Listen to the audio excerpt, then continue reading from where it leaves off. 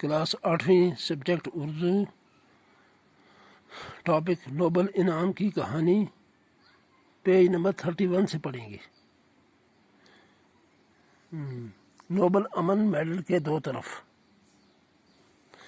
رابندر ناتھ ٹیگور کو ادب کا نوبل انعام 1913 میں ان کی کتاب گیتانجلی پر ملا تھا۔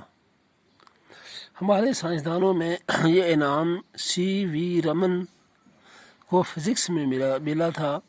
ان کے علاوہ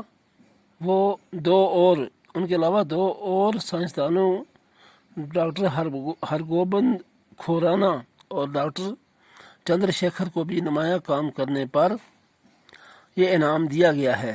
یہ دونوں ایک عرصے سے امریکہ میں رہ رہے ہیں اور وہیں کی یونیورسٹیوں میں کام کرتے ہیں۔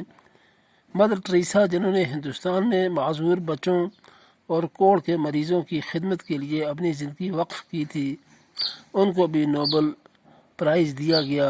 1998 میں اقتصادیات کے شعبے میں ہندوستان کے امرتیا سین کو نوبل انعام دیا گیا۔ اس انعام پر ہر سال لاکھوں روپیہ صرف ہوتا ہے۔ انعام کو قائم کرنے والے الفریڈ نوبل سویڈن کے رہنے والے تھے۔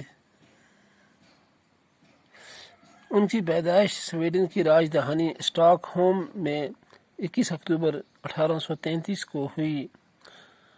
1896 میں 63 سال کی عمر میں ان کا انتقال ہو گیا۔